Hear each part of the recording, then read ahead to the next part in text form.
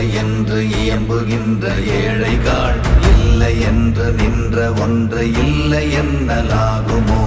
இல்லை அல்ல என்றும் அல்ல, இரண்டும் ஒன்றி நின்றதை எல்லை கண்டு கொண்டோர் இனி பிறப்பதிங்கு இல்லை.